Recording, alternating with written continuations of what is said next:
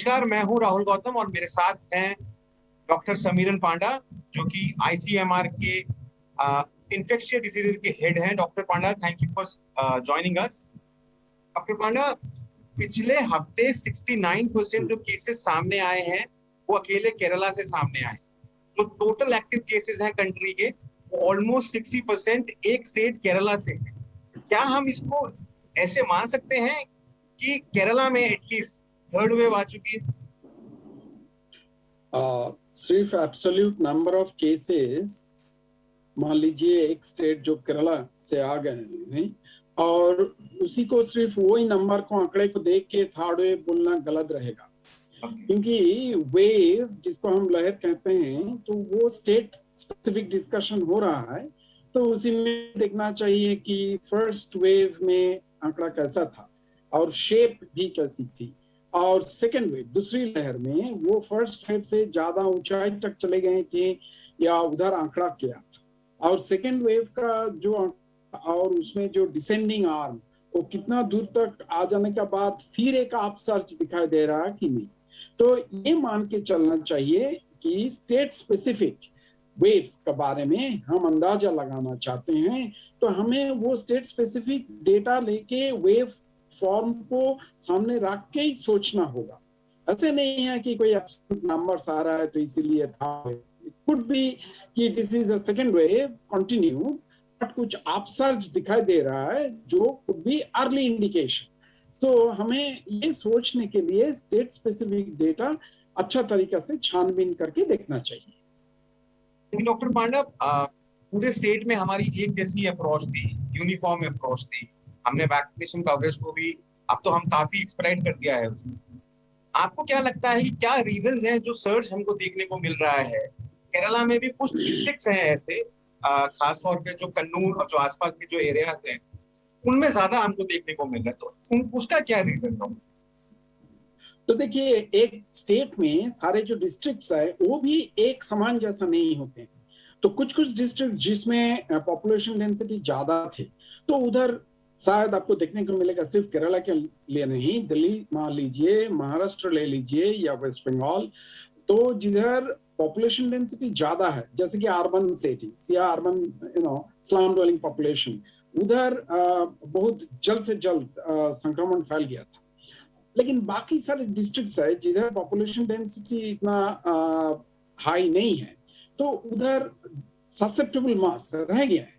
क्योंकि second wave जब फैल रहा था उसी time district specific restrictive measures भी शुरू हो गए थे, और दिल्ली और महाराष्ट्र को देख के बाकी सारे स्टेट्स ने भी अपना अपना रेस्ट्रिक्टिव मेजर शुरू कर दिया था।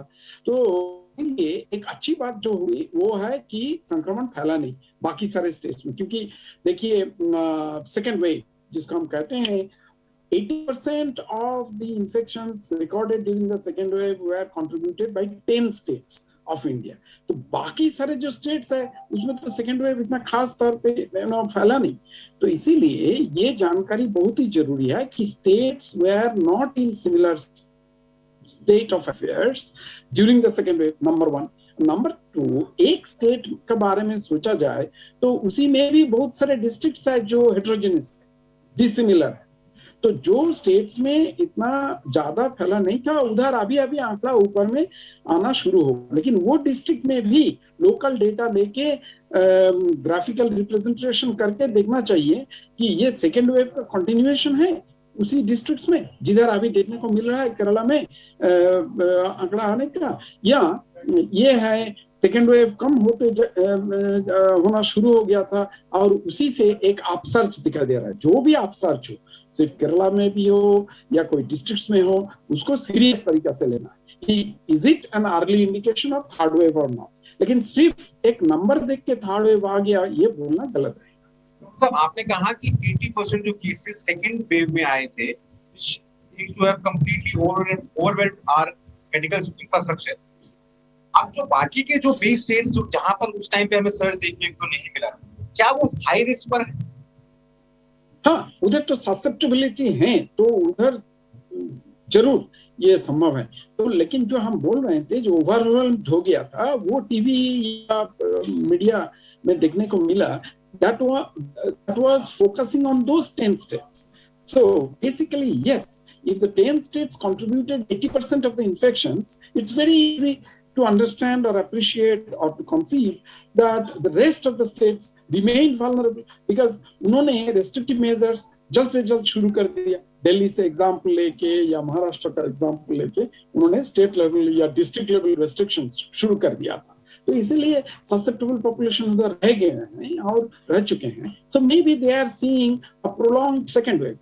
ये भी हो सकता है कि सेकेंड वेव उधर प्रोलॉन्ग्ड होते जा रहा है, लेकिन जिधर आंकड़ा बढ़ता जाएगा, रिपोर्टेड नंबर ऑफ केसेस जैसे कि केरला का कुछ डिस्ट्रिक्ट से हमें देखने को मिल रहा है, उधर जरूर हमें बहुत अच्छा तरीके से दिखना चाहिए, समझने का कोशिश करना चाहिए कि is it an early indication of the beginning of the third wave. ये जरूर हमें मतलब शोध एक चाहिए अच्छा तरीका से district specific data and state specific data को लेके करने की आवश्यकता है। एक नया वेरिएंट सामने आया है, कोलंबिया में सबसे पहले डिटेक्ट हुआ था मू वेरिएंट।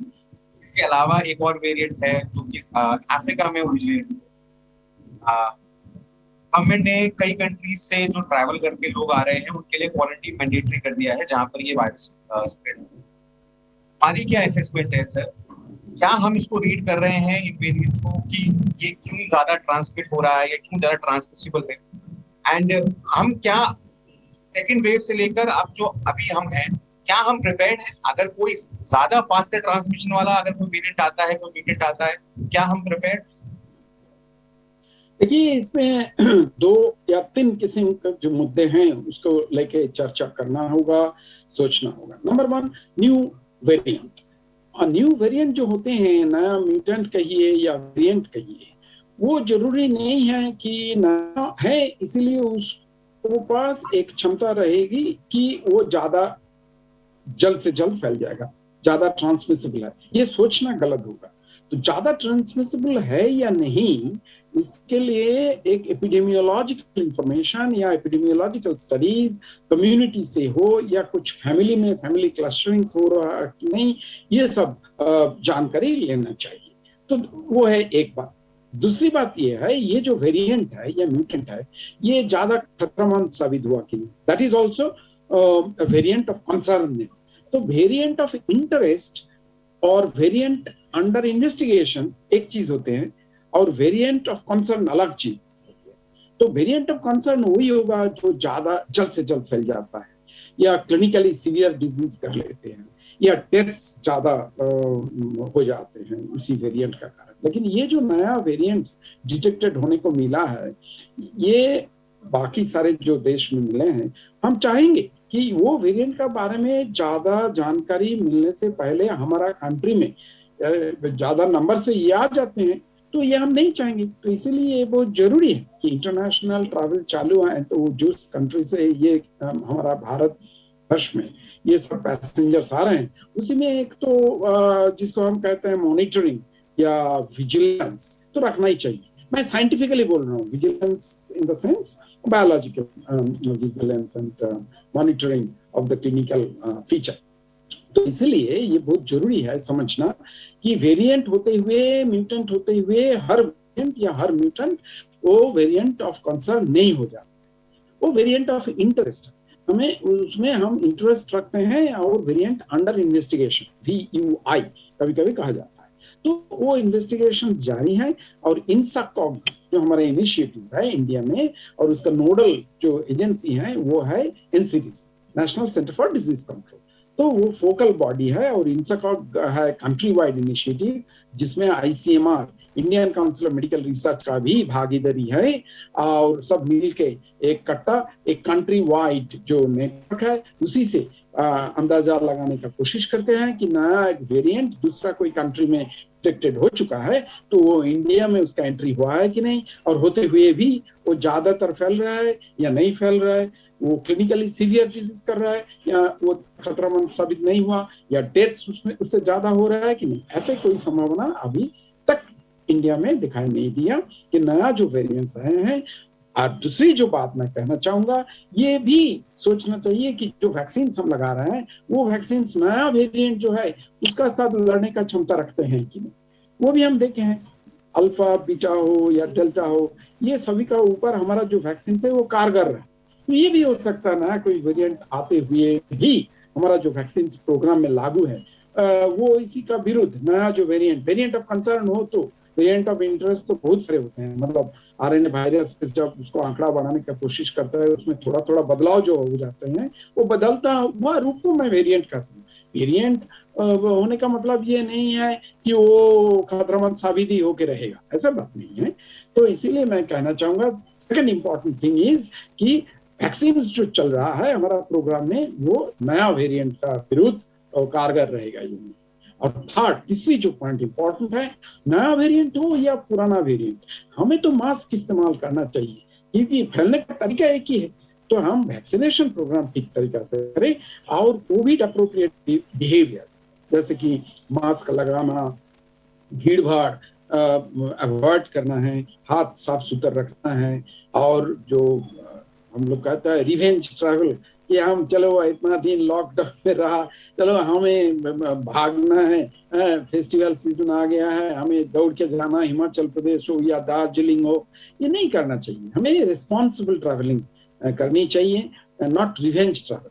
बिकॉज हमें, मान लीजिए मैंने वैक्सीन लगा लिया या आपने वैक्सीन लगा लिया, तो आपको संक्रमण हो जाते हुए भी आपको अग्रसर परिस्थिति में आप नहीं आगे बढ़ेंगे, क्योंकि these vaccines are disease modifying vaccines। लेकिन आपको संक्रमण तो हो सकता है और आपसे दूसरे के पास फैलने का चांस रह जाता है। तो इसीलिए हमें एक रिस्पॉन्सिबल सिटीजन का माफी, सिर्फ वैक्सीन लगाना ही काफी नहीं है, हमें मास्क भी इस्तेमाल करना चाहिए कि हमें संक्रमण ना आ जाए। हाँ, संक्रमण आते हुए भी वैक्सीन हमने ले लिया, इसीलिए टीका लगाने का कारण हमें कोई advance stage of the disease, severe stage of the disease नहीं हो पाएंगे, लेकिन हमसे दूसरे को पास फैल सकता है, तो वो भी ठीक नहीं रहेगा। So we have to be responsible for not only ourselves but others around us. अब जो हेल्थ बुलेटिन जारी हुआ है डब्ल्यूएचओ के द्वारा ट्यूसडे, उसमें ये भी कहा गया है कि इसमें कुछ ऐसी प्रॉपर्टीज हैं, कुछ कॉन्स्टलेशन ऐसे हैं मॉलिक्यूल्स के, जो ये दर्शाता है that it can evade vaccination. ये कहाँ तक पॉसिबल है? ऐसा पॉसिबल होता है? और अगर अगर ऐसा कोई म्यूटेट होने के बाद कोई वेरिएंट सामने आता है तो कितना चैलेंजिंग होगा, क्योंकि हम तो ऑलरेडी अपनी आधी से ज्यादा पॉपुलेशन को वैक्सीनेट करने की प्रोसेस में है, वो कितना डिफिकल्ट है? देखिए, मैं दो बात ही कहना चाहूंगा इसमें। कोई भी न्यू वेरिएंट जब आता है उसमें क्या है, उसमें थोड़ा बदला हुआ रूप, तो वो जो बदलाव उधर आए हैं तो वो स्ट्रक्चरल चेंज, उसका कहता है वायरस का जो स्ट्रक्चर होता है, जीनोमिक स्ट्रक्चर, तो उसमें जो बदलता हुआ रूप, वो उसको स्टडी करके हम लोग सोचते हैं अच्छा स्ट्रक्चरल चेंजेस ये हुआ है, तो ऐसे हो सकता है शायद ये वैक्सीन का इसका ऊपर जो प्रभाव है वो प्रभाव इतना खास नहीं हो पाए, but that is all conjecture, structural assessment करके हम देखते हैं। लेकिन देखिए, वो जो प्रीवियसली जो वेरिएंट्स आया था डेल्टा, उसमें भी म्यूटेशंस थे, उसमें भी ऐसे सोच थे, लेकिन हम देखे हैं हाँ ठीक है, वायरस का जो स्ट्रक्चरल चेंजेस हुए हैं, जो म्यूटेंट है कहीं या वेरिएंट है, उसका ऊपर वैक्सीन का प्रभाव थोड़ा बहुत कम हो सकता है, लेकिन थोड़ा बहुत कम होना और एकदम कारगर नहीं रहेगा ये बोलना, तो इनमें फर्क है। हम देखे हैं पहले जो वेरिएंट्स आए हैं उसमें भी स्ट्रक्चरल चेंजेस थे, और उसमें ये भी हमें मतलब अजम्पशंस साइंटिफिकली, लेकिन लेबोरेटरी में हम टेस्ट करके देखें कि सीरम वो वैक्सीनेटेड जो इंडिविजुअल्स, उससे लेके हम नया जो वेरिएंट्स है उसका ऊपर दे के देखें, वो निष्क्रिय कर सकते हैं, उसको न्यूट्रलाइज कर सकते हैं। तो इसीलिए हाँ, थोड़ा बहुत अंतर फर्क हो सकता है, लेकिन इसका मतलब ये नहीं है पूरा वैक्सीनेशन प्रोग्राम फेल हो जाएंगे, ये है बात एक। लेकिन मैं ये कहना चाहूंगा, वैक्सीन लेते हुए भी आपको 2 हफ्ते लगते हैं ना, 2 डोजेस कंप्लीट करने के बाद after 2 weeks you become fully protected. But mask ऐसा एक चीज है, आप पहन लेते हैं तो इमीडिएटली उसका काम चालू हो जाता है, शुरू हो जाता है। तो हम क्यों ना वैक्सीन का साथ मास्क का भी बात करें, तो ये दोनों मिला के हम जरूर नया जो भी वेरिएंट हो उसको हम जरूर रोक सकते हैं। आखिरी सवाल डॉक्टर साहब, वो कौन से स्टेट्स हैं तो आपको लगता है, आपकी जो रीडिंग है, आपका असेसमेंट आईसीएमआर का, इनको विजिलेंट रहने की जरूरत है? ऐसे कुछ स्टेट्स ऐसे हैं जहां पर बाहर से बहुत सारे लोग आते हैं, ट्रैवल बहुत ज्यादा है आउटसाइड कंट्री के साथ, ऐसे कौन से ऐसे हैं जहां पे सेरो सर्वेलेंस जो हमारा हुआ उसमें हमको कम मिले? ऐसे कौन से स्टेट्स हैं जो आप चाहेंगे तो विजिलेंट रहे कि जो अब जो सर्च देखने को मिल रहा है इस माहौल में। अब मैं कहूँ या ना कहूँ, सारे जो स्टेट्स हैं, स्टेट हेल्थ अथॉरिटीज, वो अपना अपना आंकड़ा उनका पास है और उसको जानकारी भी है कि हमारा जो सेकेंड वेव, दूसरी लहर जिस तरीके से हुआ था, हमें कितना विजिलेंट रहना चाहिए। मान लीजिए नॉर्थ ईस्ट या हिमाचल प्रदेश या हम देख रहे हैं हम केरला, तो जो नेशनल सीरोलॉजिकल सर्वे हुआ था उधर सीरो प्रिवेलेंस इधर कम थे, जरूर उनको विजिलेंट रहना चाहिए। मतलब उनमें एक्सपोजर और इन्फेक्शन खास तौर पे संक्रमण फैला नहीं है। सेकेंडली, हम वर्ल्ड में जो हो रहा है उसका ऊपर भी नजर रख रहे हैं। इंसाकॉग भी हैं, एनसीडीसी भी हैं, और कोई कोई कंट्री से जिधर से ट्रैवलर्स आते हैं, इसीलिए ये नियम या सर्कुलर जारी किया गया है या लागू हुआ है कि हमें उसको ऊपर विजिलेंस रखना चाहिए, क्वारंटाइन करना, टेस्ट करना, उसी बाहर का कंट्री से आ रहा है तो this is all about global surveillance, country level surveillance and state level surveillance. ये तीनों मिला के हम जरूर डिसाइड कर सकते हैं किधर रेस्ट्रिक्टिव मेजर्स ज्यादा करनी चाहिए। आतंकित होने का जरूरत नहीं है। सिर्फ ये हमें जो सावधानी बरतना चाहिए वो हमें जरूर पालन करना है और आगे बढ़ना चाहिए। Thank you doctor Panda for sharing the insight information about on these issues. जुड़ने के लिए धन्यवाद आपका बहुत बहुत। Thank you.